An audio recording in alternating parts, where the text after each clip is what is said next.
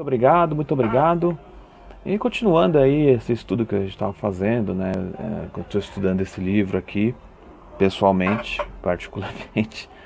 E gosto de passar para os amigos o que eu estou lendo, o que eu estou falando, né? O que eu estou fazendo, né? Sempre deixar claro, né? Para o pessoal não falar, ah, ele está fazendo isso, ele está fazendo aquilo, ou está violando algumas regras de alguma igreja ou de alguma. Não, não estou violando regra não. Isso aqui é um estudo que eu faço de um livro que eu gosto de ler. E quem quiser acompanhar.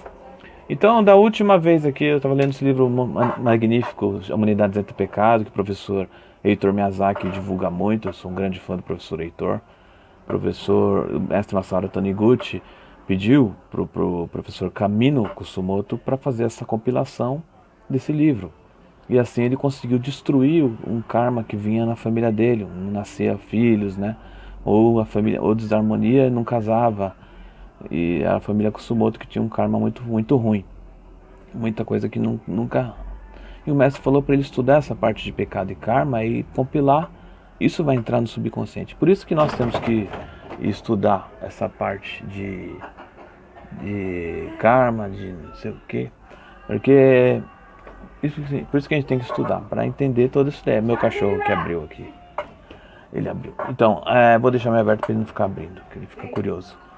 Aí, só recapitulando, em João 3,10, o mestre, ou melhor, na Bíblia, eu perdi o rebolado, ele estava falando que a alegoria do vento, como eu falei na outra parte, o vento você não enxerga o mundo de Deus com os olhos carnais, isso que ele queria dizer, né?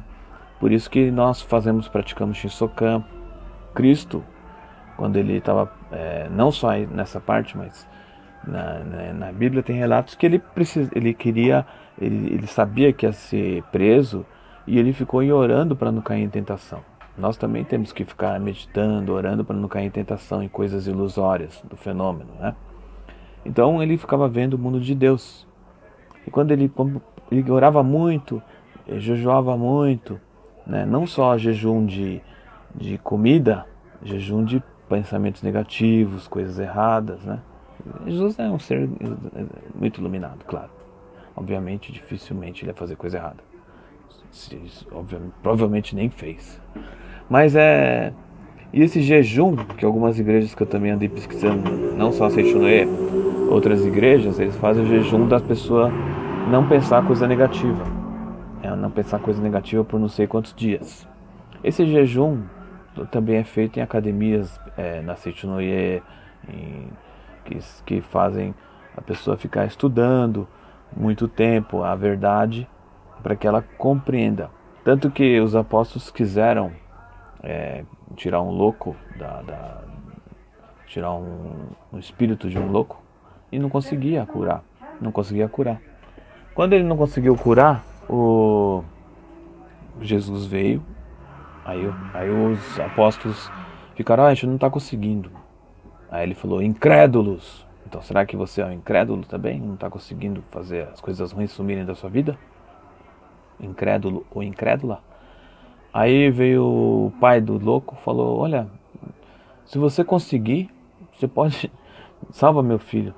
Aí Jesus respondeu, se posso, se conseguir, tudo pode naquele que crê. Tá na Bíblia isso, né? Você pode procurar que tá. Vou dar um Google e tem. No Google. Aí Jesus pegou, fez uma oração, saiu. Aí perguntaram, como é que você conseguiu, a gente não? Jesus falou, é que esse tipo de espírito só sai com oração e jejum, né? Então, muitas vezes você está 1 hora rezando e o resto do dia, o que está pensando? O que está fazendo? Então tem que tomar muito cuidado, tá bom? Então continuando aqui, na página 164 que eu tinha lido, ele fala, para todo que nele crê tem a vida eterna. Que o Jesus falou, né? Para que todo naquele que nele crê tenha vida eterna.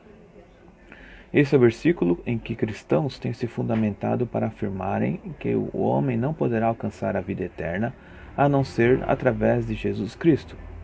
Mas por que será que Jesus disse? O próprio Cristo falou.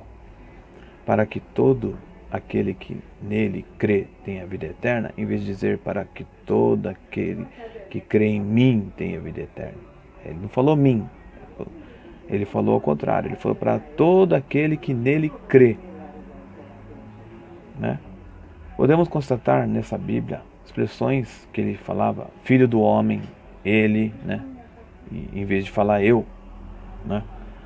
E constatar que Jesus diz, e quando ele se refere àquele que desceu do céu, aquele que desceu do céu, aquele que a gente estava estudando, e aquele que voltou, aquele que desceu ao céu. Quando ele diz isso, a saber, o Filho do Homem, ele está se referindo ao eu verdadeiro de todo ser humano, ao Dissô, à perfeição. Ele não disse apenas crê em mim, e sim crê no Filho do Homem, crê no homem verdadeiro, crê no homem de Deus, né? Eu sou um exemplo. Aquele que crê no homem verdadeiro, como ser eterno, terá a vida eterna, ainda que o seu corpo carnal pereça. Então, aquele que crê no homem verdadeiro, né, como ser eterno, terá a vida eterna, ainda que o seu corpo pereça. Então, mais à frente aqui, ele fala a salvação proveniente da conscientização da natureza divina e eterna do homem. Falei muito rápido. A salvação proveniente da conscientização da natureza divina e eterna do homem. Aquele que crê no homem verdadeiro, o Filho de Deus, Dissô, mais verdadeira, né, como ser eterno, alcançará a vida eterna, mesmo sem a mediação de um ser manifestado fisicamente, como Jesus ou Buda. Essa é a verdade que a Seichunoye descobriu. Então, aquele que acredita no homem verdadeiro, que é um ser eterno, o seu eu verdadeiro, vai alcançar a vida eterna, mesmo sem a mediação de um ser manifestado, mesmo sem que seja apenas por Jesus Cristo ou apenas por Buda. É a crença de quem você é de verdade, um Filho de Deus perfeito, né? Cristo também falou isso. Uma vez eles falaram, ele estava curando um outro homem que não era do grupo deles, estava curando umas pessoas, e falou, sai em nome de Jesus Cristo. Aí saiu. A palavra de Jesus Cristo é muito poderosa, né? Por isso que é usada, né? Você pode usar à vontade. Ele, tendo fé, né, claro. Aí vieram falar, olha Cristo, aquele cara lá está fazendo milagres usando o seu nome. Falamos para ele parar, que está errado. Aí Cristo falou assim, não recrimine, porque se ele é por nós, quem será contra nós, né? Ele é por nós, então tudo bem, né? Isso que Cristo quis dizer. Ele é por nós, então tudo bem. Se ele é por nós, ele não é contra nós. Simples, não é? Eu aqui falando, eu sou pela verdade, das coisas boas, então eu não sou contra, né? Eu não sou contra, né? Eu sou pela verdade. Então eu não sou contra. É uma religião que seja a essência da religião. Eu não sou contra isso, né? Então eu não sou contra ninguém. Então, se eu não sou contra, eu sou por essa verdade. Isso que tem que compreender. Essa é a essência da religião que o mestre explica nos livros que eu pesquisei pessoalmente, né? E aprendi, né? Então é estranho às vezes acontecer as pessoas ficarem brigando. O mestre fala em outros livros que acha estranho ter antagonismo entre religiões. Antagonismo, né? Uma contra a outra. Antagonismo, se todas na essência são mesmas. E o próprio mestre Masaru Taniguchi disse isso. Então, é estranho. Então aqui, aquele que crê no homem verdadeiro como ser eterno, alcançará, né? Já li essa parte, a vida eterna mesmo sem a mediação de um ser manifestado fisicamente, voltando. Reflete aí o que eu falei. Essa é a verdade que a Seichunoye descobriu, mesmo sem um ser manifestado, se ele compreender que ele é o eu verdadeiro, ele e Deus são um, igual está no Gênesis 1, né? A imagem e semelhança de Deus, e não o Gênesis 2, que é do corpo carnal, que é um homem feito do pó da terra, é outro, não é você, não é o eu verdadeiro, é falso. Ó, todos os seres humanos são manifestações do ser eterno, seja bom ou ruim, o seu aspecto no mundo fenomênico, porque isso é como uma boa ou má qualidade da imagem fotográfica. E o homem verdadeiro, o Dissô, jamais se perverte. Tá vendo? Pervertido, não, nunca vai entrar em perversão, né? Por desconhecer essa verdade, o homem tende a desprezar a si mesmo. As pessoas pensam, sou imprestável, né? E com isso comete o encobrimento da natureza divina. Muitas pessoas pensam assim, né? Encobrindo a natureza divina, é impossível que essa natureza perfeita se revele no mundo fenomênico. Experimente fotografar alguém coberto com um véu. É claro que a imagem perfeita dessa pessoa não vai aparecer na fotografia, né? Se você tirar uma foto de alguém com uma máscara dessas que estão usando agora por causa da pandemia, não vai aparecer só assim, né? Da mesma forma, na verdade, só para entender. Do mesmo modo, encobrindo a natureza divina e projetando o filme no mundo fenomênico através da lente mental distorcida pelos pensamentos eu não presto, será impossível surgir no mundo fenomênico o nosso aspecto perfeito. Assim, a ideia de que somos pecadores é a matriz onde se originam todos os males do mundo fenomênico, ao passo que a convicção de sermos filhos de Deus é a matriz geradora de um bom mundo fenomênico. Então vamos lá, é só um trechinho que a gente pode filosofar aqui, compreender e estudar juntos, se você quiser ler aí, página 165 do livro A Humanidade Isenta de Pecados. Isenta de pecado. Então ele fala assim, se você faz um erro e você fala, sou imprestável, mas não é você o imprestável, é o eu falso que cometeu o erro, né?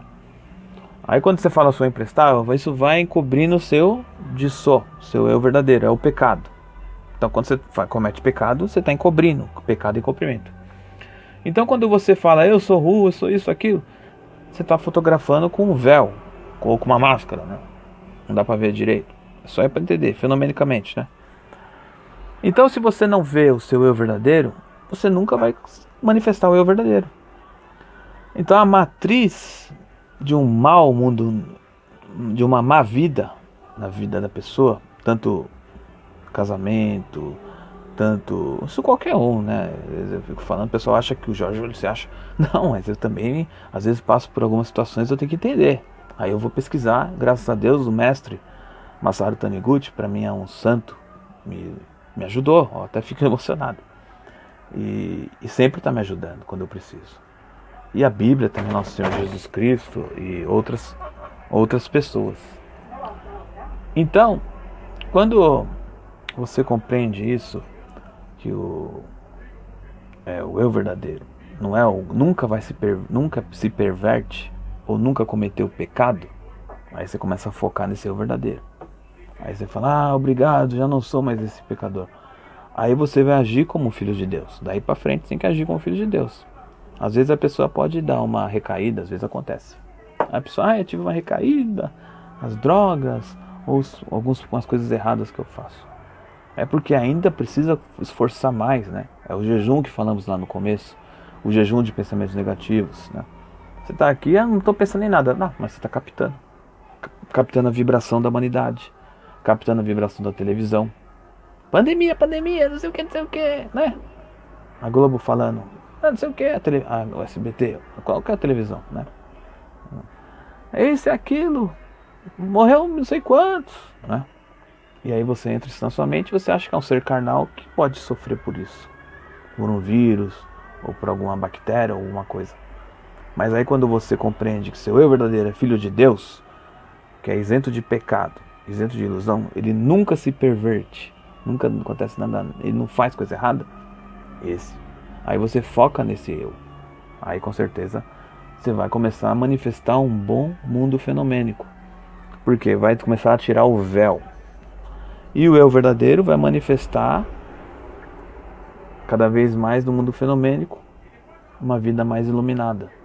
E aí vai começar a aparecer as coisas boas que você precisa, que você tem desejo. Às vezes tem coisas que você tem desejo, que é um desejo, às vezes egoísta, ou você está fazendo ele porque você quer se vingar, quer mostrar para os outros.